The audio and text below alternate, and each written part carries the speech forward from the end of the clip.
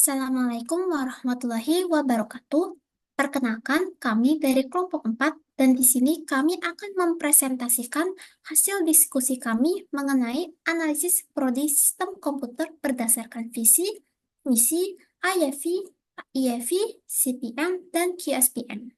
Pertama-tama, perkenalkan nama saya Zalfa Fadilah Ananda selaku moderator pada presentasi kali ini, dan berikutnya ada rekan-rekan satu kelompok saya. Yang pertama itu ada Vera Fasyahira, lalu yang kedua itu ada Agnes Lorenza, lalu yang ketiga itu ada Zaki Alan Fernando, lalu yang terakhir ada Alif Maulana Syadi. Baik, materi pertama yang akan kami presentasikan adalah visi dan misi dari sistem komputer yang akan dijelaskan oleh Vera Fasyahira. Kepada Vera Fasyahira, dipersilahkan. Terima kasih kepada moderator. Pada kesempatan kali ini, saya akan menjelaskan tentang visi dan misi dari program studi sistem komputer Universitas Sriwijaya. Nah, jadi visi dari program studi sistem komputer Universitas Sriwijaya pada tahun 2025 itu adalah menjadi program pendidikan akademik yang terkemuka di bidang riset dan rekayasa teknologi sistem komputer yang mampu menghasilkan sumber daya manusia yang bertakwa pada Tuhan Yang Maha Esa, berkualitas, berakhlak tinggi, berwawasan keilmuan, profesional, dan mempunyai keunggulan ilmu sehingga mampu bersaing di era globalisasi. Nah, jadi hasil dari analisis visi program studi sistem komputer Universitas Sriwijaya ini adalah eh, visi dari program studi sistem komputer pada tahun 2025 ini sudah mencerminkan cita-cita besar dalam bidang riset dan rekayasa teknologi, tetapi masih dapat diperbaiki agar lebih jelas dan terfokus pada bidang apa. Nah, jadi ada beberapa aspek yang perlu disempurnakan meliputi penyelarasan nilai moral dengan etika profesional agar lebih relevan dalam dunia teknologi.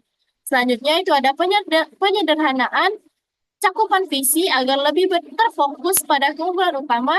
Dan yang terakhir itu ada penambahan indikator keberhasilan yang konkret untuk mengukur pencapaian visi. Dengan perbaikan ini, visi akan lebih terarah, implementatif, dan dapat dievaluasi secara objektif.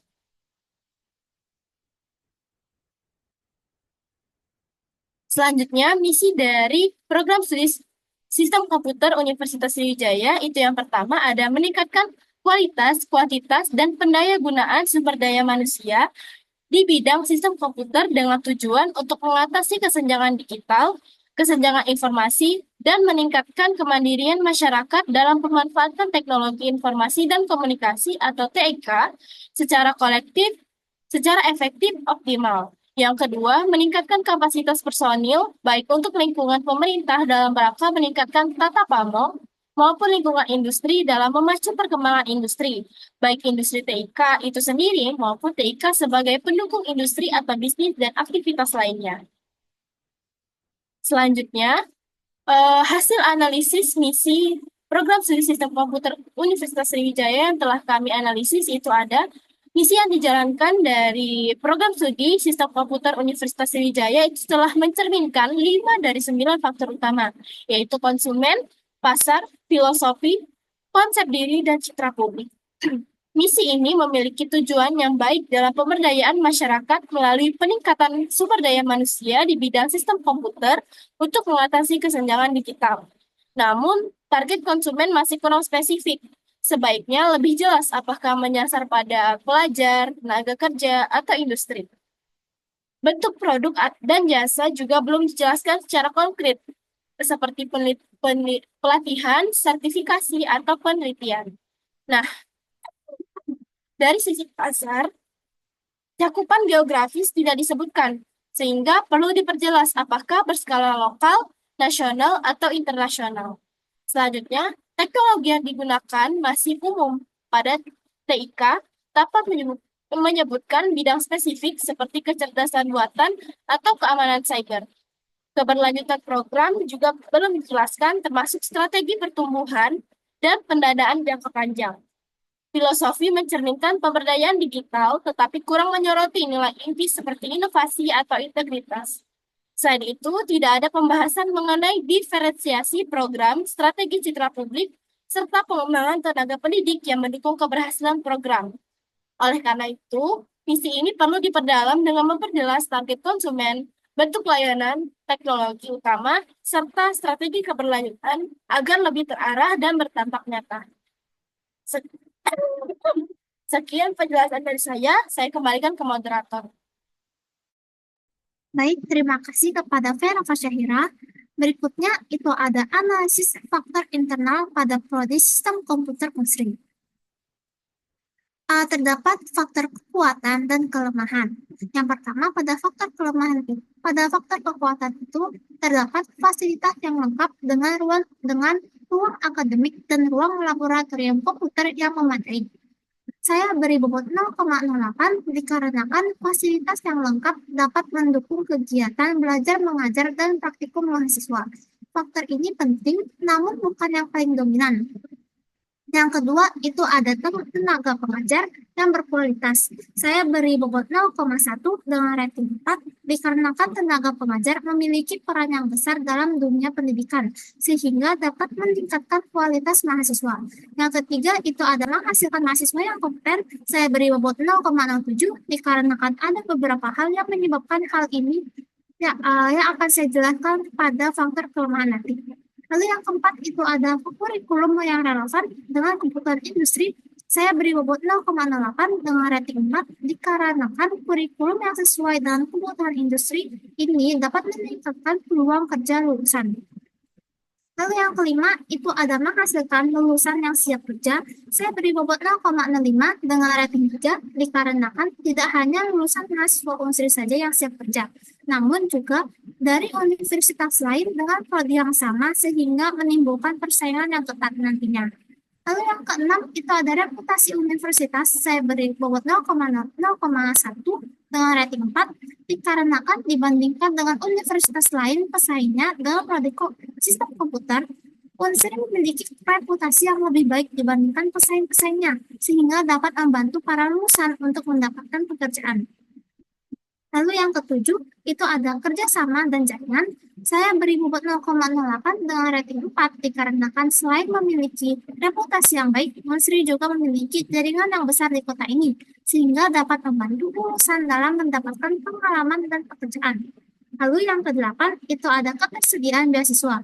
Saya beri bobot 0,06 dengan rating 3 dikarenakan banyak mahasiswa yang lebih memilih untuk mencari beasiswa dari luar dikarenakan persyaratan yang rumit dari beasiswa prodi ini. Lalu berikutnya ada faktor kelemahan pada internal prodi sistem komputer. Yang pertama itu adanya kurang sumber daya manusia di bidang peradministrasian. Saya beri bobot 0,04 dengan rating 1 dikarenakan walaupun dapat menghambat layanan akademik karena tidak efisien, namun bukan berarti faktor ini penting. Lalu yang kedua ada kurangnya tenaga pengajar. Saya beri bobot 0,67 dengan rating 1 dikarenakan prodi sistem komputer ini memiliki dosen yang berkualitas, namun jumlahnya sedikit, sehingga ini mempengaruhi kualitas para lulusan. Lalu yang ketiga itu ada publikasi penelitian yang terbatas. Saya beri bobot 0,06 dengan rating 1 dikarenakan publikasi ilmiah ini penting untuk meningkatkan reputasi akademik dan kontribusi keilmuan. Lalu yang keempat itu ada keterbatasan fasilitas modern. Saya beri bobot 0,07 dengan rating 2 dikarenakan prodi sistem komputer ini memiliki fasilitas yang lengkap, namun tidak berbasis teknologi terkini. Faktor ini cukup penting di era digitalisasi pendidikan. Yang kelima itu ada jurusan masih terakreditasi B. Saya beri bobot 0,08 dengan rating 2 dikarenakan akreditasi itu sangat mempengaruhi daya saing prodi di mata calon mahasiswa dan pada dunia kerja nanti. Lalu yang keenam itu adanya kurangnya sumber daya untuk penelitian.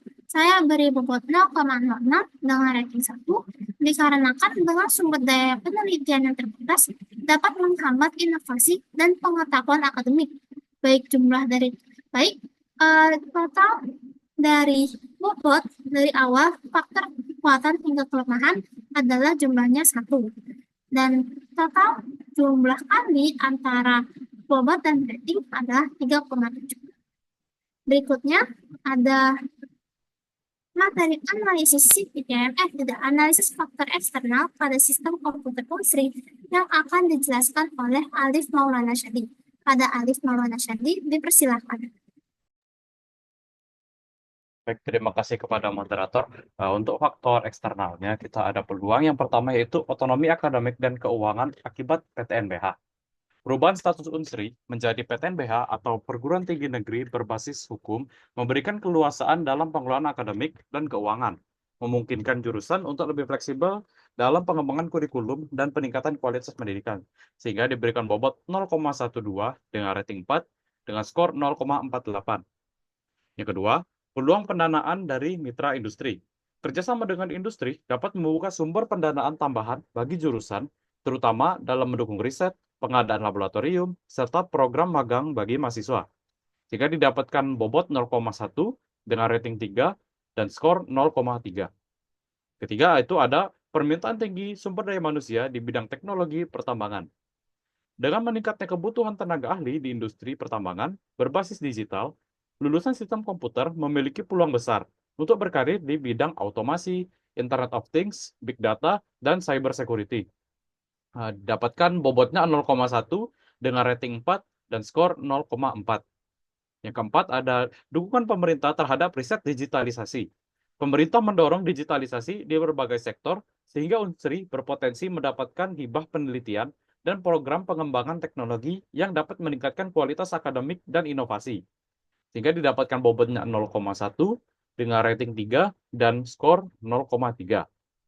Yang kelima ada penguatan infrastruktur digital dan smart campus.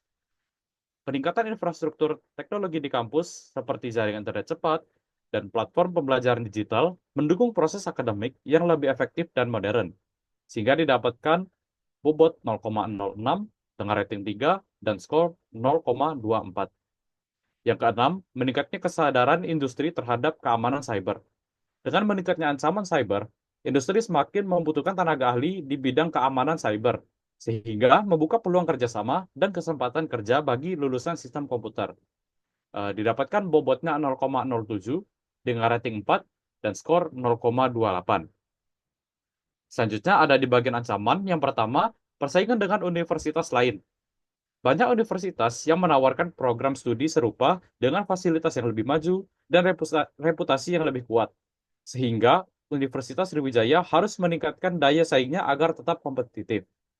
Hingga didapatkan bobot 0,08, rating 3, dan skor 0,28. Selanjutnya ada regulasi ketat dalam kerjasama industri. Kebijakan pemerintah yang membatasi atau mengatur kerjasama antara perguruan tinggi dan industri bisa menjadi hambatan dalam mendapatkan pendanaan atau proyek riset bersama. Sehingga didapatkan bobot 0,07, ratingnya 2, dan skor 0,14. Yang ketiga ada dampak UU Minerba terhadap SDM dan teknologi. Undang-Undang Minerba yang mengatur industri pertambangan dapat mempengaruhi kebutuhan sumber daya manusia dan teknologi yang berpotensi menimbulkan tantangan dalam menyesuaikan kurikulum dengan kebutuhan industri. Bobotnya 0,08, ratingnya 3, dan skor 0,24. Yang keempat, ada perubahan teknologi yang cepat. Perkembangan teknologi yang pesat menuntut jurusan untuk selalu beradaptasi agar lulusan tetap relevan dengan kebutuhan industri yang memerlukan investasi besar dalam pembaruan kurikulum dan fasilitas. Bobotnya 0,08, ratingnya 3, dan skor 0,24. Yang kelima, potensi ketidakstabilan pendanaan kampus. Sebagai perguruan tinggi negeri berbadan hukum, Universitas Sriwijaya harus mencari sumber pendanaan mandiri dan ketidakpastian dalam penerimaan dana dapat berdampak pada operasional dan pengembangan jurusan. Bobotnya 0,07, ratingnya 2, dan skor 0,14. Yang keenam ada tingginya kebutuhan sertifikasi dan standar industri. Dunia industri semakin menuntut lulusan dengan sertifikasi keahlian tertentu, sehingga jurusan harus berupaya menyediakan program sertifikasi tambahan bagi mahasiswa agar lebih kompetitif di pasar kerja. Bobotnya 0,07, ratingnya 3, dan skornya 0,21. Sehingga kita mendapatkan total bobotnya itu 1, dan skor akhirnya ada 3,25. Saya kembalikan ke moderator. Baik, terima kasih pada Alif Maulana Syadi. Materi berikutnya ada analisis CPM pada prodi sistem komputer yang akan dijelaskan oleh Zaki Alan. Kepada Zaki Alan dipersilakan. Baik, selanjutnya yaitu competitive profile matrix. Nah, di sini terdapat 8 critical success factor. Nah, yang pertama yaitu periklanan. Nah, di sini bobotnya yaitu 0,2, rating sistem komputer Unsri yaitu 4, dan weighted score-nya 0,8. Sedangkan sistem komputer UIGM itu ratingnya 2, weighted score-nya 0,4. Nah, di sini terlihat bahwa sistem komputer Unsri memiliki keunggulan di bidang dalam sisi periklanan dibandingkan dengan eh, sistem komputer UIGM. Nah, faktor selanjutnya yaitu kualitas mahasiswa. Nah, di sini bobotnya 0,2, sistem komputer Unsri ratingnya 3, skornya 0,6. Sedangkan sistem komputer UIGM itu ratingnya 2 dan weighted skornya 0,4. Nah, kualitas mahasiswa ini juga bisa dilihat dari akreditasi jurusan sistem komputer di antara kedua universitas. Nah, selanjutnya yaitu daya saing harga atau UKT. Nah, di sini bobotnya 0,1, ratingnya 3, weighted score-nya 0,3. Nah, sedangkan sistem komputer UIGM itu ratingnya 3 dan juga weighted score-nya 0,3. Nah, lebih kurang besaran nilai UKT di antara kedua universitas tersebut lebih kurang sama. Nah, selanjutnya yaitu pengelolaan. Eh, Bobotnya 0,1, sistem komputer Unsri ratingnya 3, weighted score-nya 0,3. Sedangkan sistem komputer UIGM ratingnya 4, weighted score-nya 0,4. Nah, di sini pengelolaan sistem komputer UIGM itu lebih unggul dibandingkan dengan sistem komputer Unsri. Nah, pengelolaan ini juga bisa dilihat dari struktur kepengurusan di kedua universitas. Nah, selanjutnya posisi keuangan. Bobotnya yaitu 0,1, sistem komputer Unsri ratingnya 3, weighted score-nya 0,3. Sedangkan sistem komputer UGM juga memiliki rating 3 dan juga weighted score-nya 0,3. Nah, posisi keuangan ini untuk kedua jurusan di kedua universitas itu lebih kurang sama karena eh, posisi keuangan keduanya itu cukup stabil. Nah, selanjutnya loyalitas mahasiswa. Bobotnya 0,5, sistem komputer Unsri ratingnya 3 dan weighted score-nya 0,15. Sedangkan sistem komputer UGM itu ratingnya juga 3 dan dan weighted score-nya 0,15. Selanjutnya ekspansi global. Nah, bobotnya 0,515, sistem komputer Unsri ratingnya 4 dan weighted score-nya 0,6. Sedangkan sistem komputer UGM ratingnya 3 dan skornya 0,45. Ekspansi global ini bisa dilihat dari perlombaan yang diikuti oleh mahasiswa di dalam kancah internasional. Nah, selanjutnya itu market share. Bobotnya 0,1, sistem komputer Unsri ratingnya 2 dan juga weighted score-nya 0,2. Sedangkan sistem komputer UGM ratingnya 2, weighted score-nya juga 2. Nah, jadi dapat disimpulkan dalam CPM ini bahwa sistem komputer Unsri memiliki keunggulan kompetitif dibandingkan dengan UIGM. Nah, terutama di dalam faktor periklanan, kualitas mahasiswa, dan juga ekspansi global. Nah, mungkin sekian penjelasan dari saya kembalikan kepada moderator. Baik, terima kasih pada Zaki Alan. Materi berikutnya itu ada analisis CSPMB yang akan dijelaskan oleh Agnes Lorenza. Kepada Agnes Lorenza dipersilakan. Oke, baik. Terima kasih kepada moderator. Selanjutnya adalah kita membahas tentang analisis pemilihan strategi. Kali ini kami memilih dua strategi alternatif. Yang pertama adalah pengembangan akademik dan sumber daya manusia. Yang kedua adalah peningkatan daya saing. Untuk faktornya kami samakan dengan SWOT yang sudah dijelaskan pada IFE dan EFE sebelumnya. Dan untuk bobotnya kami juga samakan. Dan langsung saja kita masuk yang pertama pada faktor strength atau kekuatan. Yang pertama adalah fasilitas lengkap dalam akademik dan laboratorium. Dengan bobot 0,08 pada pengembangan akademik dan SDM, kami kasih poin 4 dengan total 0,32. 0,32 ini didapatkan dari bobot dikali dengan attractive score ya teman-teman. Kenapa kami kasih poin 4? Karena ini sangat krusial untuk kegiatan belajar dan riset dalam pengembangan akademik dan sumber daya manusia. Dan selanjutnya adalah peningkatan daya saing, kami kasih skor 3 dengan total 0,24. Kenapa 3? Karena ini penting untuk peningkatan daya saing, tapi tidak sefundamental itu. Selanjutnya yang kedua ada tenaga pengajar yang berkualitas dengan bobot 0,10. Pada strategi pertama kami kasih poin 4 dengan total 0,40. Kenapa 4? Karena ini adalah inti dalam meningkatkan mutu sumber daya manusia. Dibutuhkan juga yang namanya tenaga pengajar yang tentunya berkualitas. Untuk peningkatan daya saing kami kasih nilai 3 dan totalnya adalah 0,30. Kenapa 3? Karena ini penting tapi lebih berpengaruh pada kualitas lulusan, bukan kepada peningkatan daya saing. Oke, selanjutnya yang ketiga adalah menghasilkan mahasiswa yang kompeten dengan bobot 0,07 dalam pengembangan akademik dan sumber daya. Kami beri poin 4 dengan total 0,28. Karena menghasilkan mahasiswa yang kompeten ini adalah inti dalam meningkatkan mutu sumber daya manusia. Dan untuk alternatif kedua, peningkatan daya saing kami kasih nilai 3 dengan total 0,21. Kenapa 3? Karena ini penting, tapi lebih berpengaruh pada kualitas, tapi ini bukan intinya. Oke, selanjutnya adalah yang keempat adalah kurikulum yang relevan dengan kebutuhan dunia kerja yang berbasis industri. Dengan bobot 0,08, pada alternatif pertama kami kasih poin 4 dengan total 0,32. Karena ini poin 4 karena sangat mendukung inovasi dalam pembelajaran yang tentunya akan berpengaruh besar kepada pengembangan akademik dan sumber daya manusia. Selanjutnya ada peningkatan daya saing, kami kasih nilai 4 juga dengan total 0,32. Kenapa 4? Karena ini juga penting untuk daya saing, maka akan menghasilkan lulusan yang siap pakai pada industri. Yang kelima adalah menghasilkan lulusan yang siap kerja dengan bobot 0,05.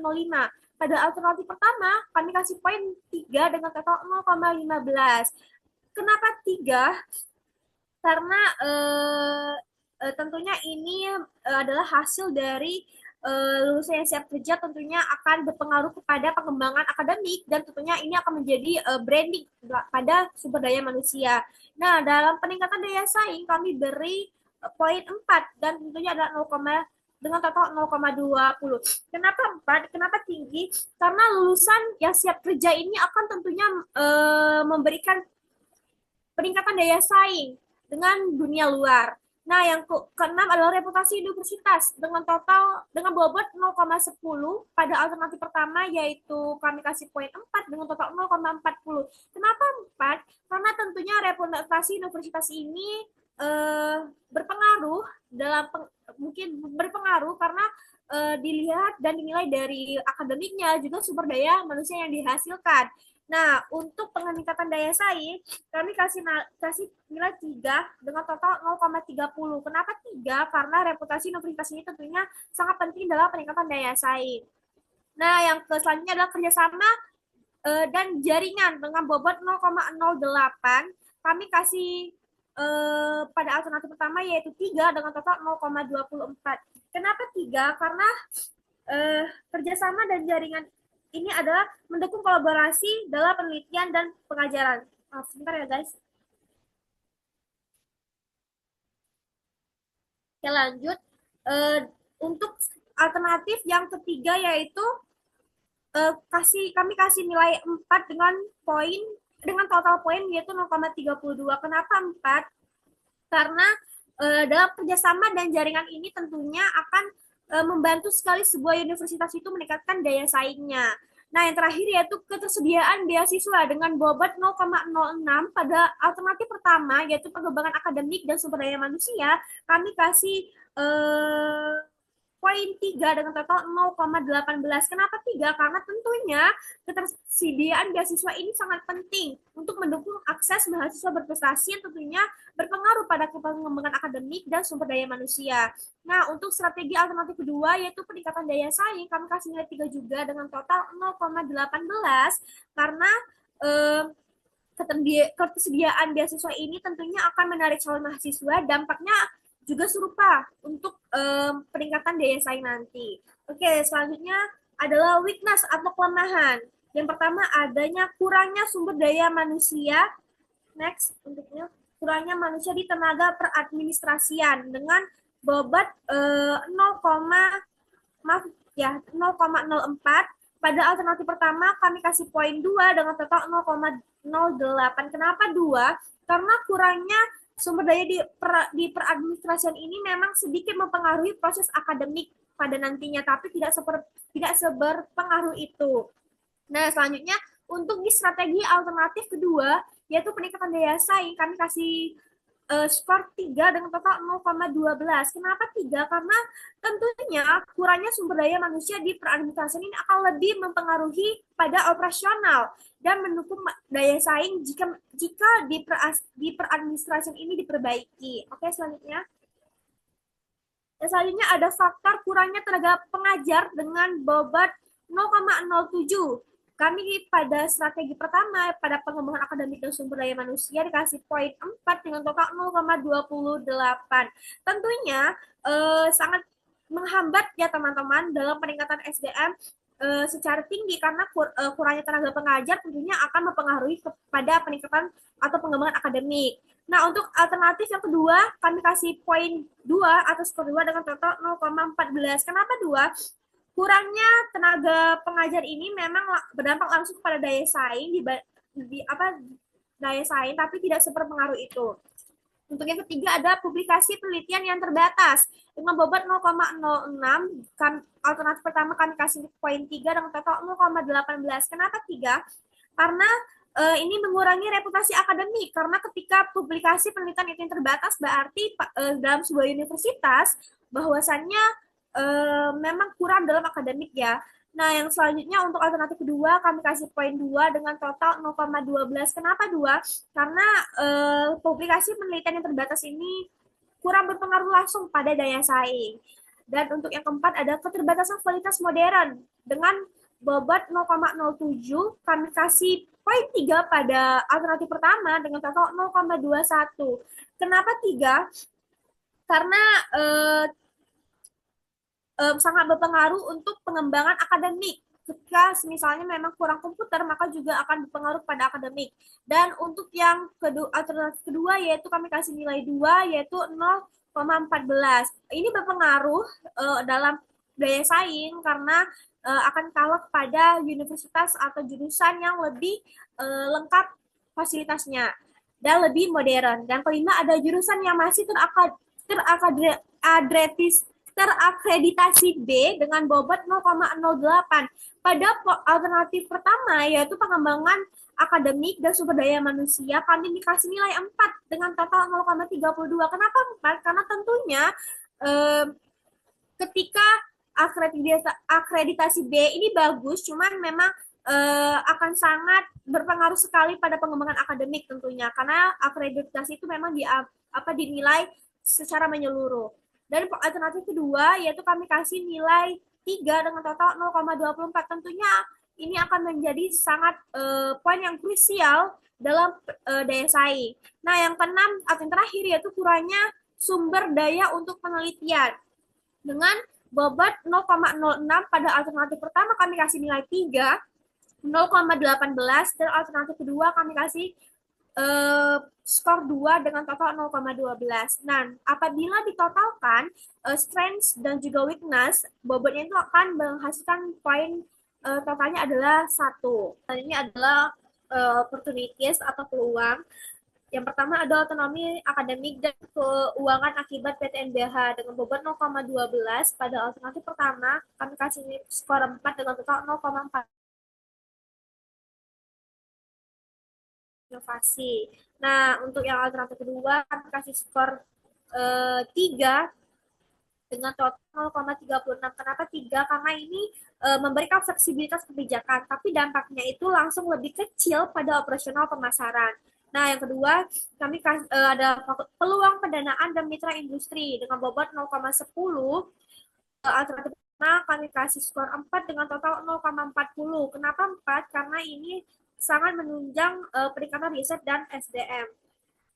Dengan adanya dana, maka tentunya akan tertunjang akademik juga SDM-nya. Dan yang alternatif kedua, kami kasih skor 3 dengan total 0,30. Kenapa 3? Karena ini mendukung kerjasama untuk industri daya saing. Kerjasama industri untuk daya saing.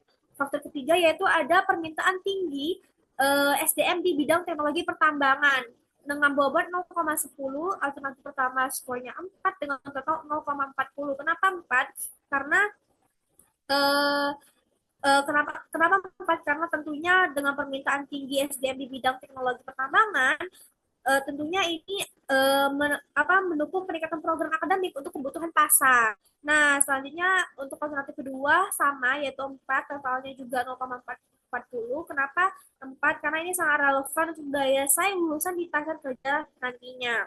Nah, yang keempat itu ada dukungan pemerintah terhadap riset digitalisasi dengan bobot 0,10. Alternatif pertama yaitu 4 dengan total 0,10. Kenapa 4? Karena dengan dukungan pemerintah terhadap riset digitalisasi, ini akan menguatkan riset sebagai basis peningkatan sumber daya manusia. Yang alternatif kedua kami kasih skor 3 dengan total 0,30 karena dukungan pemerintah ini akan mendorong inovasi sebagai nilai jual prodi nantinya. Nah, yang kelima yaitu ada faktor penguatan infrastruktur digital dan smart campus. Dengan bobot 0,06, alternatif pertama kami kasih skor 3 dengan total 0,18. Kenapa 3? Karena ini akan meningkatkan proses pembelajaran secara teknologi.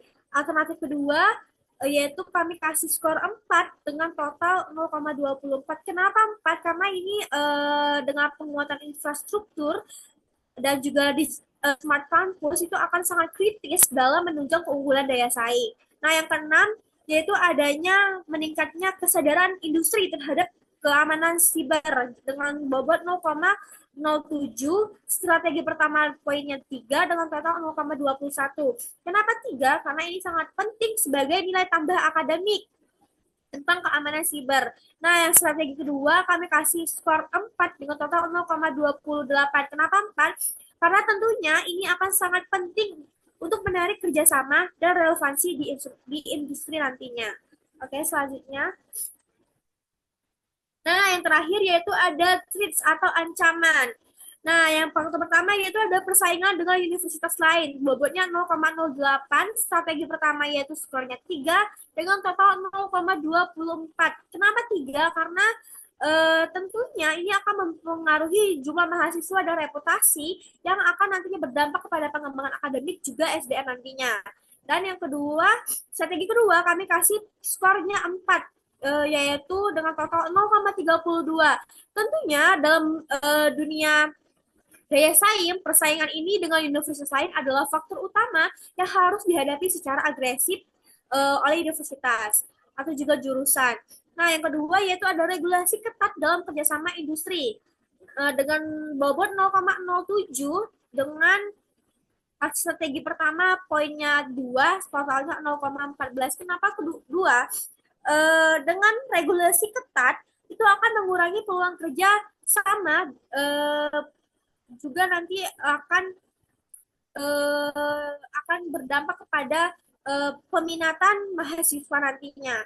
Nah, yang ke strategi kedua kami kasih nilai 3 yaitu 0,21. Kurang lebih alasannya juga sama.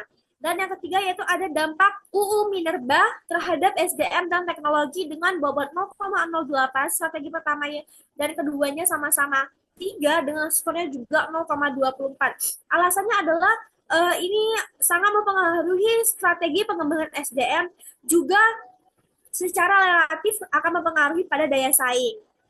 Oke, yang keempat ada perubahan teknologi yang pesat dengan bobot 0,08. Strategi pertama dan kedua skornya sama-sama 3 dengan total 0,24. Kenapa 3? Karena eh, perubahan teknologi yang pesat ini akan mendorong adaptasi kurikulum dan dampak modernnya nanti. Juga akan mendorong inovasi dan adaptasi untuk daya saing tentunya. Yang kelima, ada potensi ketidakstabilan pendanaan kampus dengan bobot 0,07. Strategi pertama yaitu skornya 2 dengan total 0,14. Kenapa 2? Karena ini akan berdampak pada pengembangan SDM dan perlu diantisipasi. Dan yang untuk strategi kedua, skornya 3 dengan total 0,21, alasannya adalah ini akan mempengaruhi operasional prodi dan sehingga lebih signifikan bagi daya saing dampaknya. Dan yang terakhir yaitu yang keenam adalah tingginya kebutuhan sertifikasi data dan standar kompetensi industri dengan bobot 0,07. Strategi pertama skor 3 dengan total 0,21. Kenapa 3? Karena ini faktor ini akan mendorong peningkatan kualitas akademik. Nah, yang ke strategi kedua, kami kasih skor 4 dengan total 0,28. Kenapa 4? Karena faktor ini akan sangat relevan untuk meningkatkan nilai jual lulusan di pasar kerja yang akan sangat berdampak pada daya saing nantinya. Nah, setelah kita hitung-hitung nanti, untuk opportunities dan terus ini, kalau dijumlahkan bobotnya akan berjumlah poinnya 1, pas.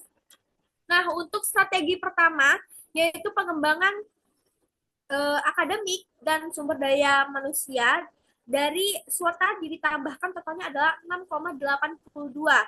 Dan untuk strategi kedua, yaitu peningkatan daya saing dari SWOT tadi, ketika dijumlahkan adalah 6,33. Hal ini membuktikan bahwasannya poin untuk strategi pertama itu lebih tinggi daripada strategi kedua, dan dapat disimpulkan bahwasannya strategi pertama yaitu pengembangan akademik dan sumber daya manusia itu menjadi poin utama dalam akademik ketika dilihat dari analisis SWOT yang kami berikan. Baik, itu saja penjelasan dari saya tentang analisis pemilihan strategi. Saya kembali kepada moderator. Terima kasih. Baik, terima kasih kepada Agnes Lorenza. Itu saja hasil diskusi kami mengenai analisis prodi sistem komputer berdasarkan visi, misi, IEV, IEV, CPM, dan QSPM. Mohon maaf bila ada salah kata. Wassalamualaikum warahmatullahi wabarakatuh.